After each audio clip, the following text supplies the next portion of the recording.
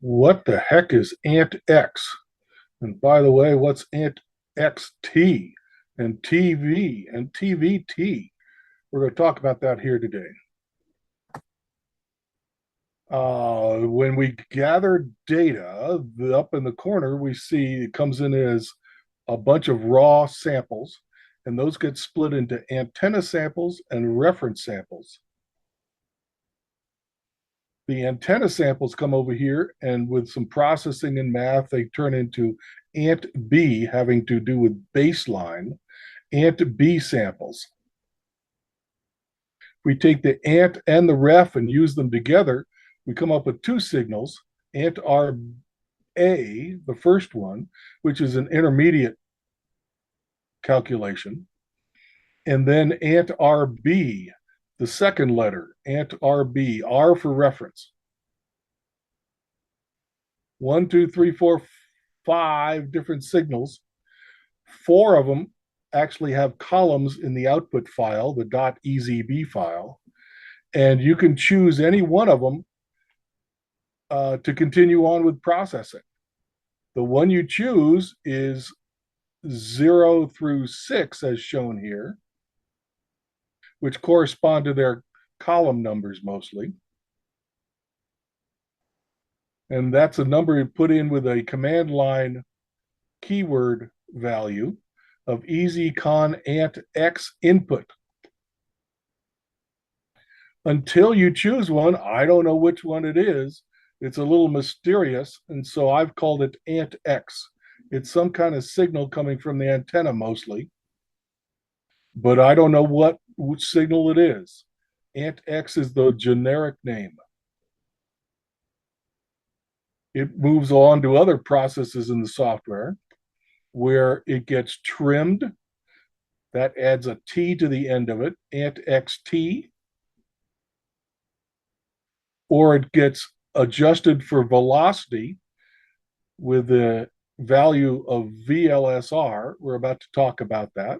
And you can turn it on and off with this keyword up here, ezCon use VLSR, a 0 or a 1. And then after that, you could trim it again, meaning take off the high frequencies and the low frequencies, as determined by this long commit keyword, ezCon AntXTVT, frequency bins, fraction, and it's a list because it's a set of 2 numbers. And that adds another T for trim on the end. So AntXTVT is the output that goes into column 18 in the output file. So AntXT is simply a form of post-processing after the original signals are created.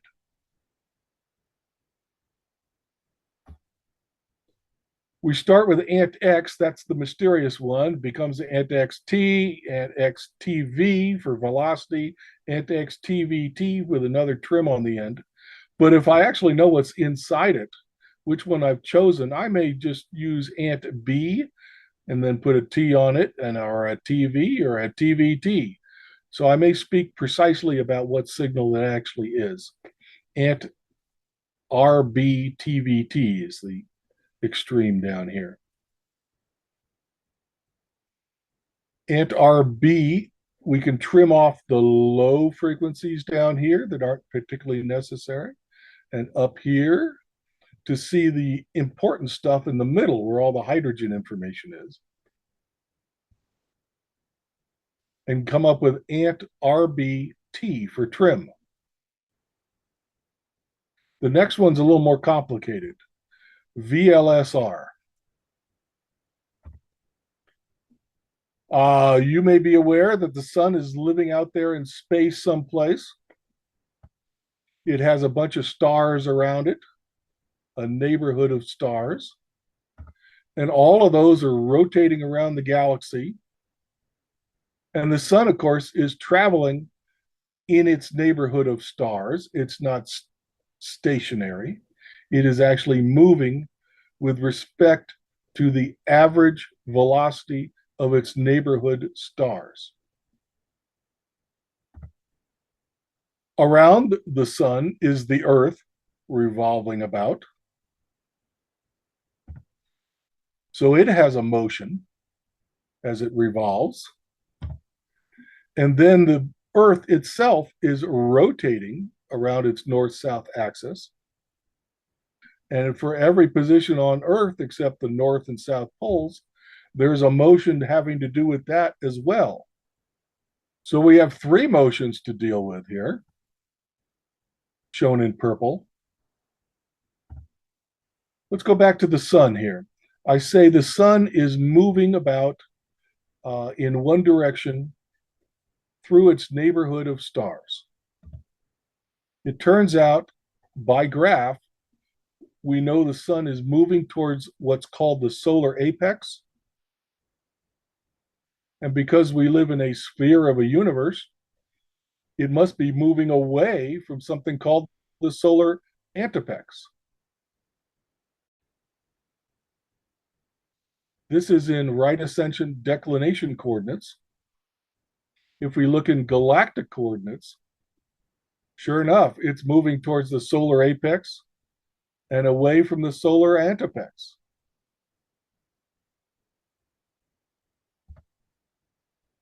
So when we look with our telescopes, we can see galactic hydrogen out in space, and it should be it started to transmit at a certain frequency, but because of its movement and the Doppler effect, that frequency may appear different once we receive it.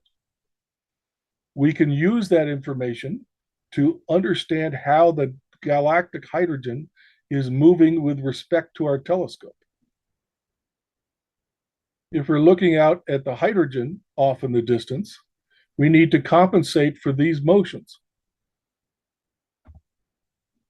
Again, the telescope is moving with respect to the galactic hydrogen, but we use the approach that the telescope is moving relative to a middle ground, a local standard of rest, LSR. And then we can study how that LSR is moving with respect to the galactic hydrogen.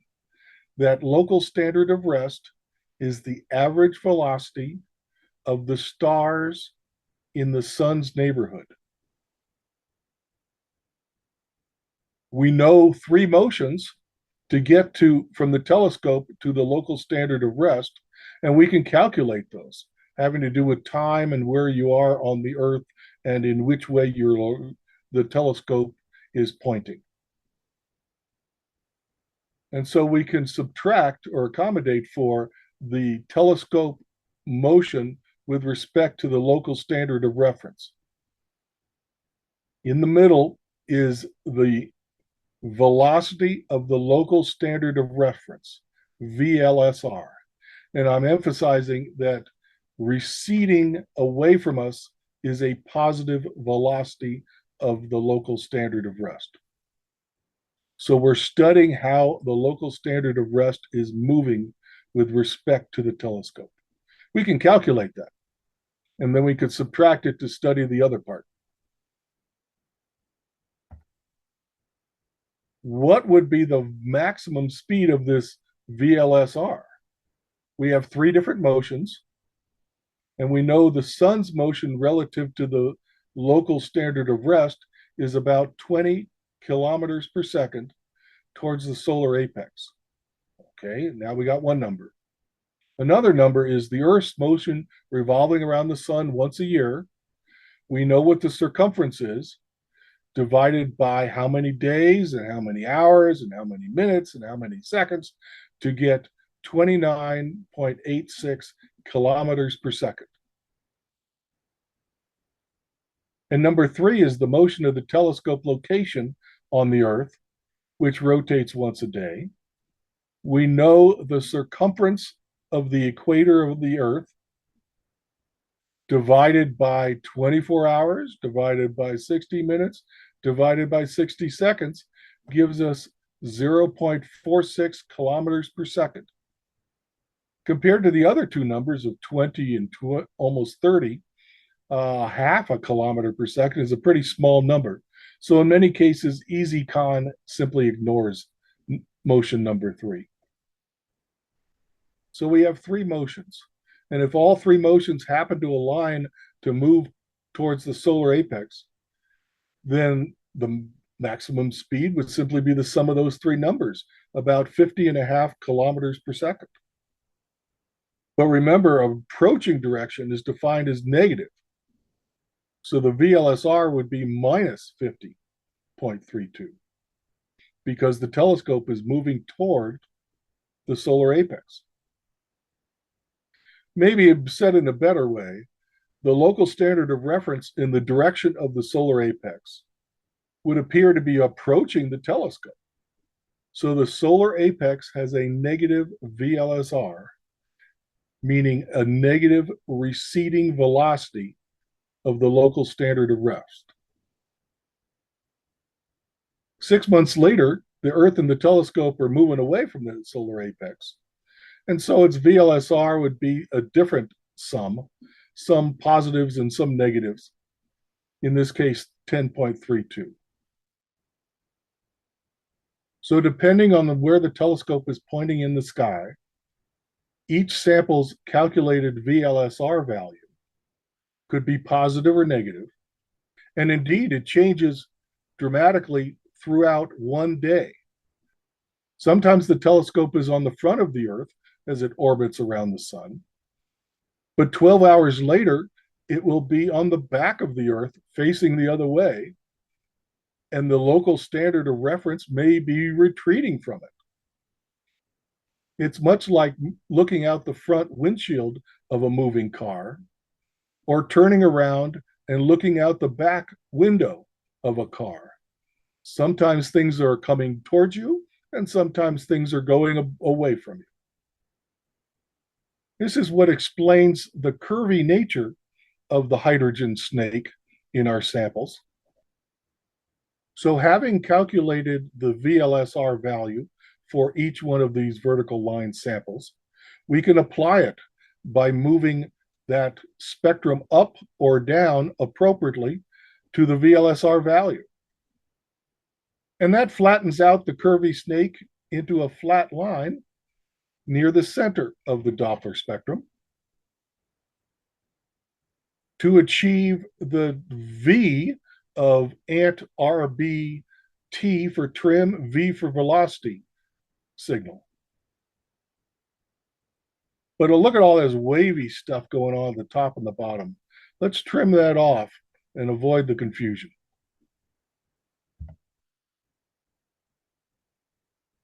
After that post-processing, we get AntRB TVT with another T for trim on here. And that makes a cleaner signal. This last signal, AntRB TVT, gets recorded in the output data file, the .ezB data file. Now we move on to creating the other data file having to do with the galaxy spectra. We're going to talk about where the samples are near the galactic plane. We know that the galactic latitude varies even within one day. Sometimes we're looking above the galactic plane with a positive value, and sometimes we're looking below the galactic plane. But some samples are actually near the galactic plane, right there at 0. But define what near is. ezCon allows you to define that with a big long keyword. ezCon gal crossing galactic latitude of 3.0 would define near as plus or minus 3 galactic latitude degrees up and down. In that case, only those samples within plus or minus 3 degrees are selected and collected in the output file. They are sorted by 1 degree galactic longitudes. For each galactic longitude, each spectra becomes an average of the collected samples. If the last data file had a certain name, we use that certain name and add GAL for galaxy and .NPZ, which can then be read by ezGal. We'll talk about that in the next video.